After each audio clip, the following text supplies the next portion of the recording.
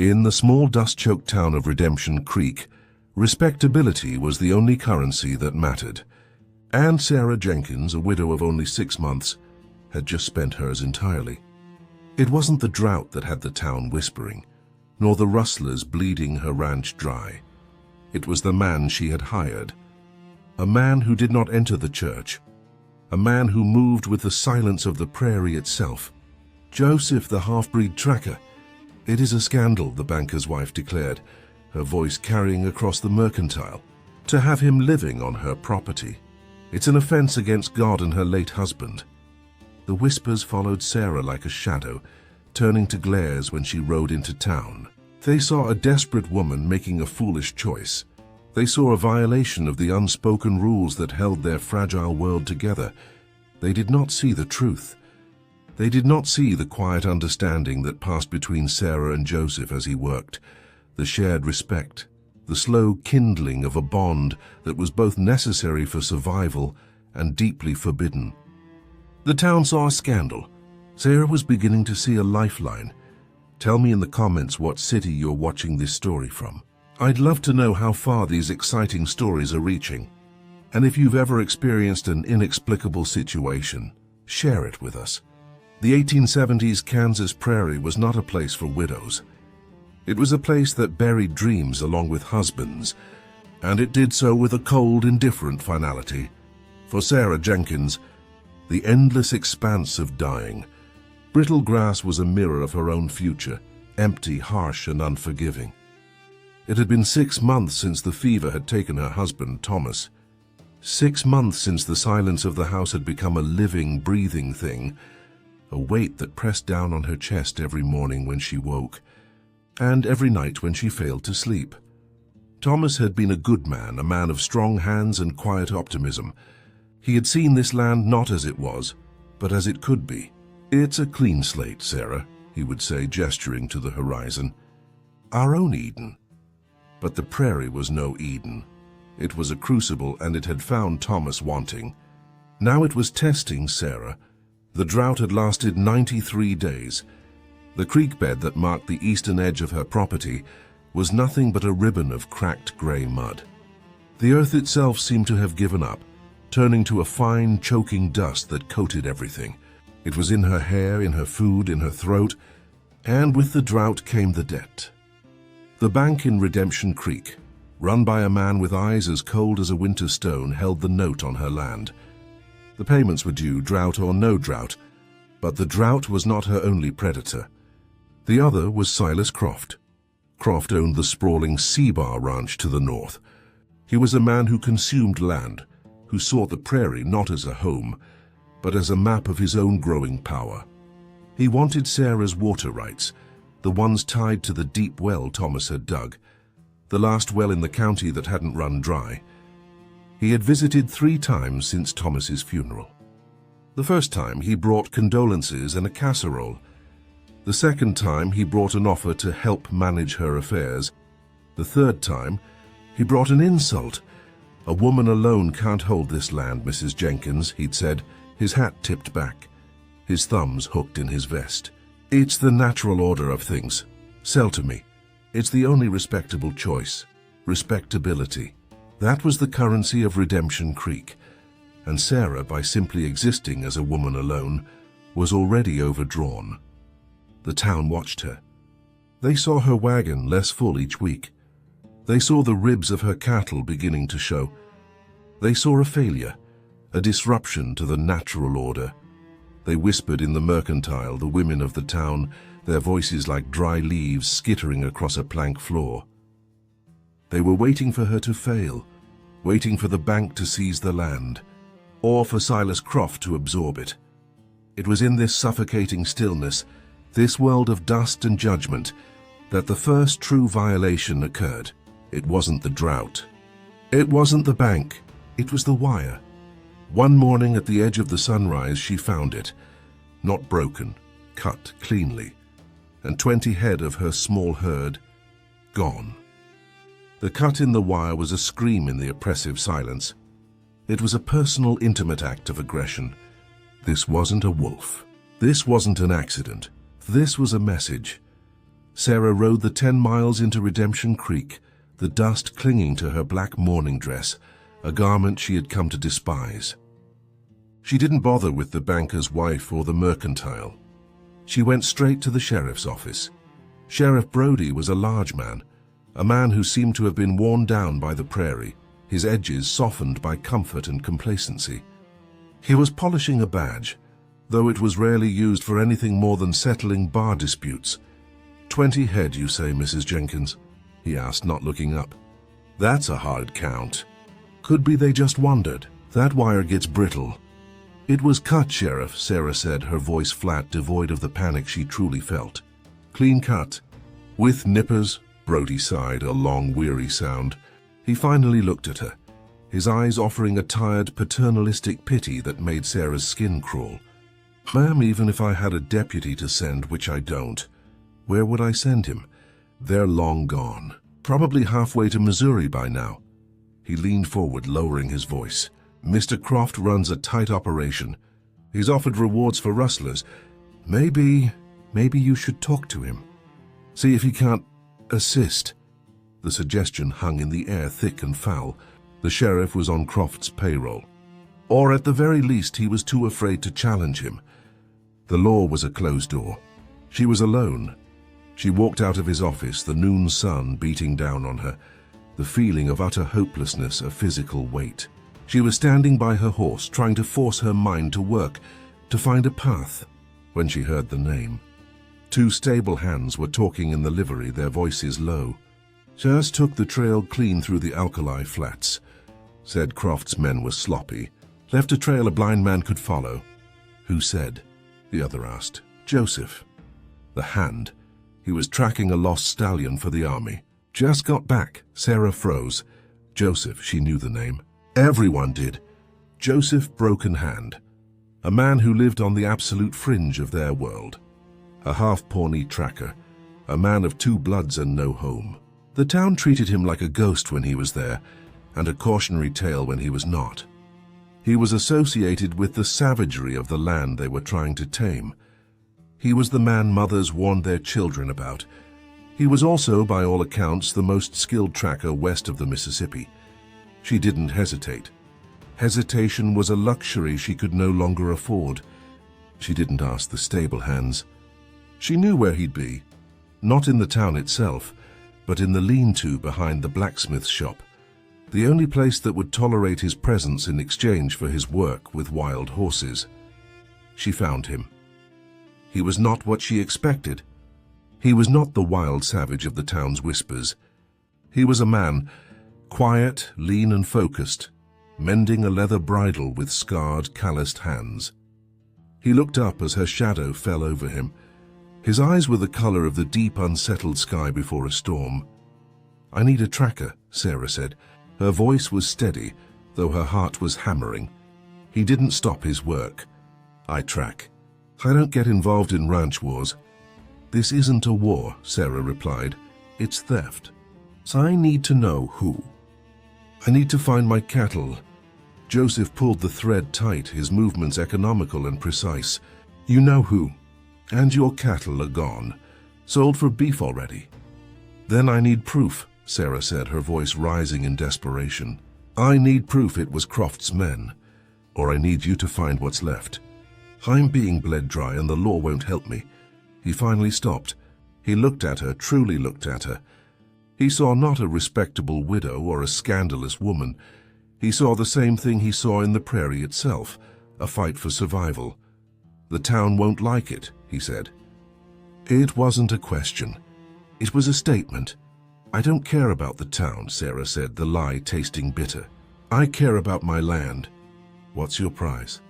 I don't work for cash. He stood, and for the first time Sarah realized how tall he was. He moved with a grace that was almost unnerving. The bay stallion in your corral. The one Thomas couldn't break. I want him. He's wild, dangerous. So am I, Joseph said. According to your town. He held out his hand. Not for a handshake. It was a gesture of finality. I'll be at your ranch by sunrise. Have supplies ready. I don't eat in the house, Sarah nodded. The deal struck.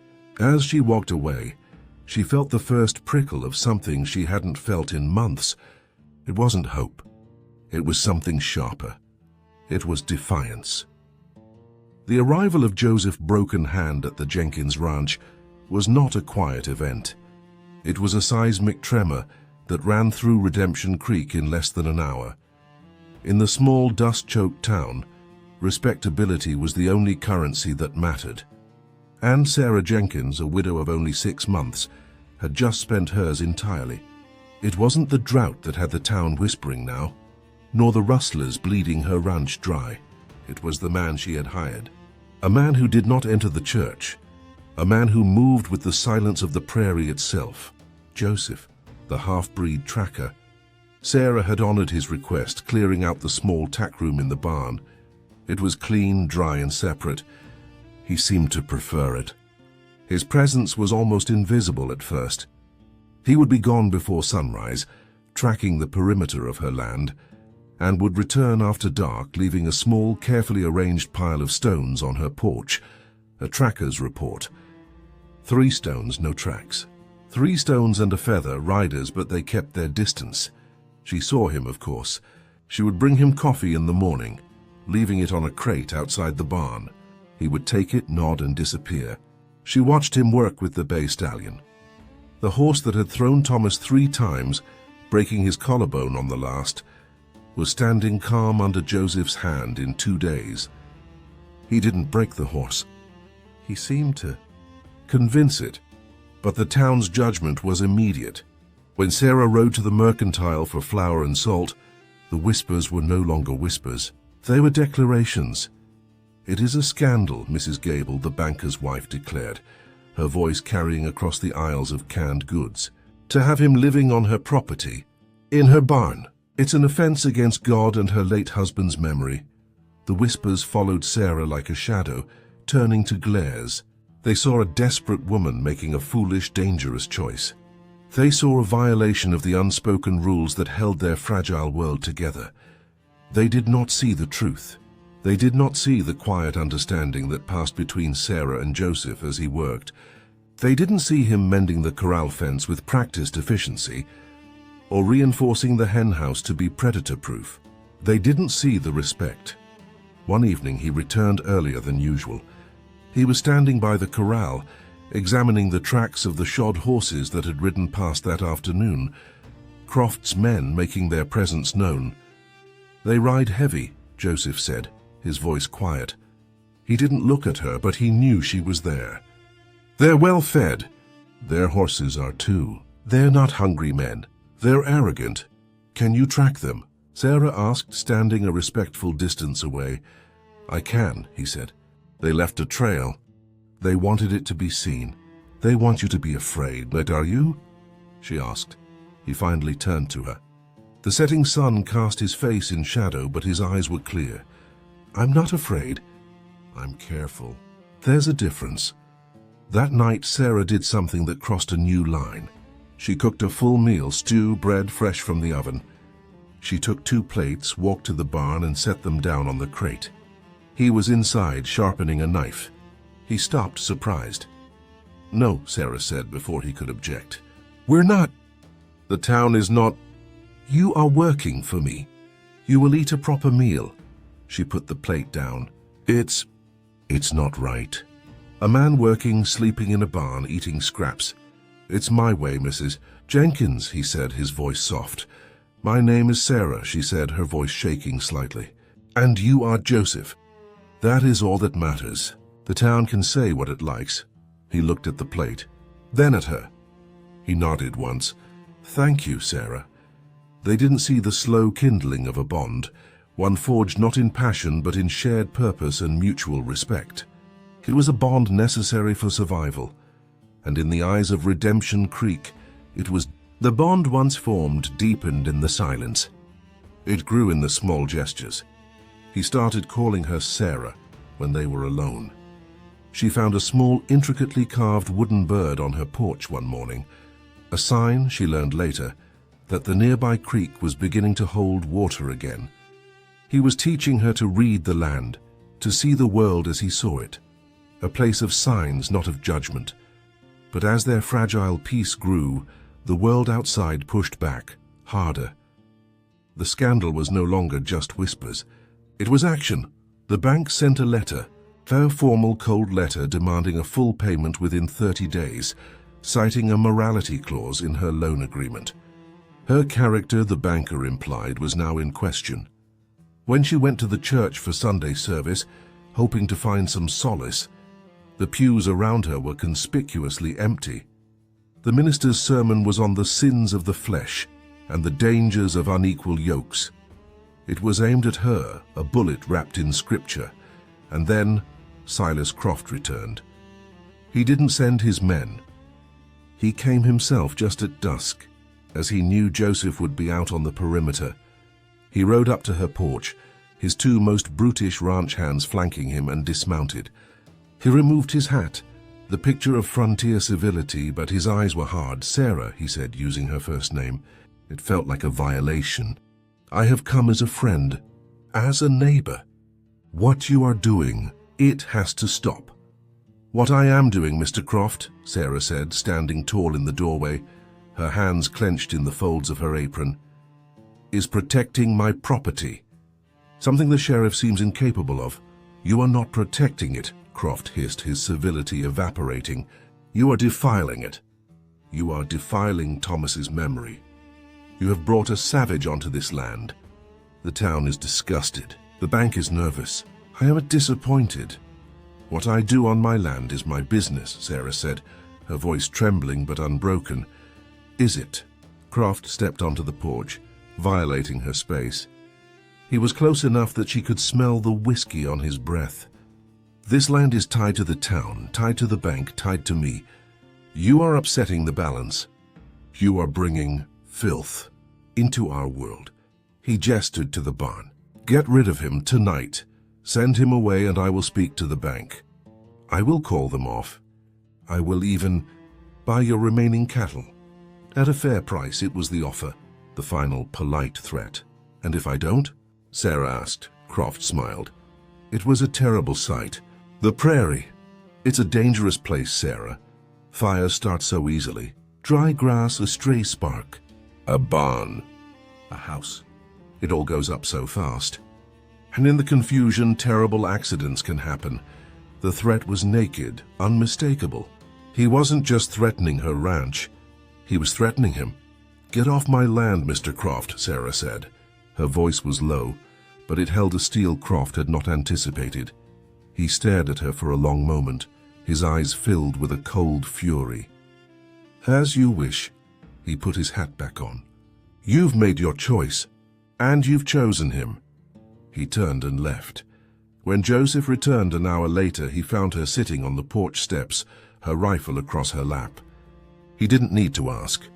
He saw the tracks of the 3 horses. He saw the look in her eyes. "He was here," Joseph stated. "He threatened to burn us out," Sarah said, her voice hollow. "He threatened you." Joseph looked at the rifle, then at her. He walked to the water pump, took a drink, and then came to sit on the step below her. He didn't touch her, but he was close. "You should leave," he said quietly. "Take what you can. Go to St. Louis. You have family there." "No," Sarah said, her voice sharp. "I am not running." She looked at him. "Are you?" "I don't run," Joseph said. "I move, but this is not my fight, Sarah. This is your land, your town." "He threatened you," Sarah repeated. "He called you, She couldn't repeat the words. "He's not just coming for my land anymore. He's coming for us. Because of this bond." Joseph looked at his hands, the ones the town called broken. He had spent his life on the edges, belonging nowhere. He had survived by never getting involved, but sitting here in the dark with this stubborn, brave woman who had shared her food with him, who had defended him, he felt something he hadn't felt in a long time. He felt anchored. "Then we don't let the fire come to us," Joseph said, standing up. They didn't have to wait long. Croft was not a patient man, and his pride was wounded. The attack came 2 nights later, under the sliver of a new moon. But Joseph was not a rancher. He was a tracker. He was a hunter. And he understood the predators of the prairie. both animal and human. He had spent the last 2 days not waiting, but preparing. He had moved the cattle to the far pasture, hidden in a small arroyo. He had moved the horses, including the bay stallion, to a copse of trees a mile away. The barn was empty, save for hay. He had walked the perimeter, laying small, subtle traps, not to kill, but to warn. A tripwire made of sinew tied to a stack of tin cans. A patch of ground softened and covered with leaves near the water trough. When they came with torches, 4 of them led by Croft himself. They were loud, drunk on their own power, expecting a sleeping house and a terrified widow. The first sound was the rattle of tin cans, a sharp metallic clatter in the dark. It gave Sarah, posted in the upstairs window with the rifle, a target. She fired not at the man but at the ground by his feet. The shot echoed across the prairie like a cannon. "They're awake," one of the men shouted, surprised. "Burn it!" Croft roared. "Burn it all." One man ran for the barn. He didn't see Joseph, who emerged from the shadow of the smokehouse like a wisp of the night itself. Joseph didn't use a gun. He used his hands, his knife, a swift, brutal, economical series of movements. The man was disarmed, gagged with his own neckerchief and bound before he could even cry out. A second man, the one who had stumbled, raised his pistol toward the house. "Come out, widow!" But as he raised his arm, the bay stallion, now fiercely loyal to Joseph, burst from the darkness. Joseph had left the corral gate open. The horse, trained not by fear but by respect, came at the man, rearing and screaming, a force of pure, untamed nature. The man scrambled back, his shot going wild. Croft and the remaining man, torches in hand, reached the barn. They threw them onto the dry hay. The structure went up in a whoosh of flame, painting the entire ranch in a terrifying, dancing orange light. "It's done," Croft yelled, triumphant. "Let's go!" "No," Sarah's voice cut through the night. She was standing on the porch, rifle in hand. But she wasn't alone. Joseph had emerged from the shadows, his face grim, his knife in hand. He stood beside her. Croft stared. This was not the scene he had pictured. He saw the widow, defiant. He saw the tracker, unbroken. And he saw his 2 men, one bound, the other cowering from the horse. "You—" Croft was speechless, his rage palpable. "You bitch. You chose this savage over me?" "I chose my home," Sarah said, leveling the rifle. "And this man is a part of it. The happy ending the user requested is built here. Their combined, defiant stand. Kill them." Croft screamed at his last man, but the man was looking past Sarah and Joseph. He was looking at the riders. The fire, which Croft had intended as a weapon of destruction, had become a beacon. Sheriff Brody and 6 men from the town were riding up, drawn by the pillar of flame. They stopped, their horses skittish from the fire, and took in the scene.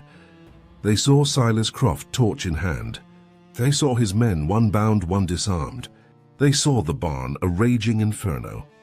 And they saw Sarah Jenkins and the half-Pawnee tracker, standing side by side on the porch, defending their home. The narrative of scandal died in that moment, replaced by the narrative of attack. He attacked us," Croft tried, sputtering. "The savage, Be quiet, Silas," Sheriff Brody said. His voice was tired, but for the first time it held a core of steel. He had been pushed too far. The town's apathy had limits, and this was it. He looked at the bound man, then at Croft. "Arson is a hanging offense. So is attempted murder." Brody dismounted. He walked past Croft, ignoring him, and looked up at Sarah and Joseph. He didn't look at Joseph as an outcast. He looked at him as a witness. "Mrs. Jenkins, Joseph, you too." "All right?" "We are," Sarah said, her voice shaking, but not from fear. Joseph just nodded, his eyes never leaving Croft. Silas Croft's reign was over. The town, in one blinding flash of fire, had seen the truth. The scandal wasn't the bond between the widow and the tracker. The scandal was the greed of the man who claimed to be their leader. The prairie heals. It does so slowly, almost imperceptibly, but it heals. The fire scarred the land, but the spring rains, which came a month after Croft's arrest, washed the ash away and brought forth a green so vibrant it almost hurt the eyes. Silas Croft was tried. His empire was built on stolen land and intimidated witnesses. With his arrest, the whole house of cards came down. He was gone, his land seized by the bank. The town of Redemption Creek had to look at itself. The fire had been a mirror. They had been so focused on a scandal of their own making, they had ignored the true villain in their midst. They did not as a whole apologize. Towns do not apologize, but Mrs. Gable no longer held court in the Mercantile. The whispers had stopped. The bank, under new management from the east, had quietly extended Sarah's loan with a note of apology for the oversight. Sarah and Joseph rebuilt. The barn went up first, built with the help of a few repentant townsfolk, but mostly by their own two hands. He taught her how to set a foundation. She taught him how to read the ledgers. The bay stallion was now hers, though he only let Joseph ride him. Their herd was small, but it was growing. Their bond, forged in the fires of scandal and violence, settled into a quiet, powerful partnership. It was not a romance of breathless whispers and stolen glances. It was a romance of shared labor, of quiet understanding, of mutual hard-won respect. It was the romance of the prairie itself, sturdy, resilient, and true. One morning, as the new green grass of spring was lit by the sunrise, they sat on the porch. The house was half repaired. The air was cool and the coffee was hot. "The town," Joseph said, breaking a long, comfortable silence. "They still watch. Let them," Sarah said. She looked at him, at the man who had seen her at her lowest and who had stood with her when the world had tried to burn them down. "They're not seeing a scandal anymore. What do they see?" he asked. Sarah reached out and placed her hand on his. The simple public touch was more powerful than any declaration. "They see," she said, "the natural order of things." He smiled, a rare, slow smile that lit up his eyes. He turned his hand and laced his fingers through hers. They sat in silence together and watched the sun come up over their... The whispers of the old world can be cruel, but sometimes they tell stories of a bond so strong, it silences the judgment of an entire town. Thank you for listening to this story from Old World Whispers. If you were moved by the story of Sarah and Joseph, please subscribe to the channel and join our community. We have many more stories waiting to be told.